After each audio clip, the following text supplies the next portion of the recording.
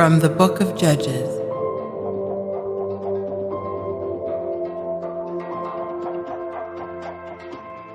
Samson fell in love with a woman in the Wadi Sorek whose name was Delilah. The lords of the Philistines came to her and said, "Beguile him and find out the secret his great strength, and how we may overcome and bind him so as to keep him helpless. We will each give you 1,100 shekels of silver."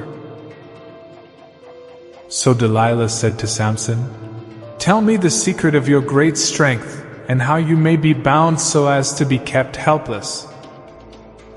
She importuned him continually and vexed him with her complaints till he was deathly weary of them. So he took her completely into his confidence and told her, "No razor has touched my head, for I have been consecrated to God from my mother's womb. If I am shaved, my strength will leave me, and I shall be as weak as any other man." When Delilah saw that he had taken her completely into his confidence, she summoned the lords of the Philistines, saying, "Come up this time, for he has opened his heart to me." So the lords of the Philistines came and brought up the money with them. She had him sleep on her lap, and called for a man who shaved off his 7 locks of hair. Then she began to mistreat him, for his strength had left him. When she said, "The Philistines are upon you, Samson," and he woke from his sleep, he thought he could make good his escape as he had done time and again, for he did not realize that the Lord had left him. But the Philistines seized him and gouged out his eyes.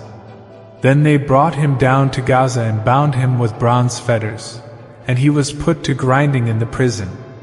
But the hair of his head began to grow as soon as it was shaved off. The lords of the Philistines assembled to offer a great sacrifice to their god Dagon and to make merry. They said, "Our God has delivered into our power Samson, our enemy." When their spirits were high, they said, "Call Samson that he may amuse us." So they called Samson from the prison, and he played the buffoon before them. When the people saw him, they praised their God. For they said, "Our God has delivered into our power our enemy, the ravager of our land, the one who has multiplied our slain." Then they stationed him between the columns. Samson said to the attendant who was holding his hand, "Put me where I may touch the columns that support the temple and may rest against them." The temple was full of men and women. All the lords of the Philistines were there, and from the roof about 3,000 men and women looked on as Samson provided amusement. Samson cried out to the Lord and said, "O Lord God, remember me. Strengthen me, O God, this last time, that for my 2 eyes I may avenge myself once and for all on the Philistines."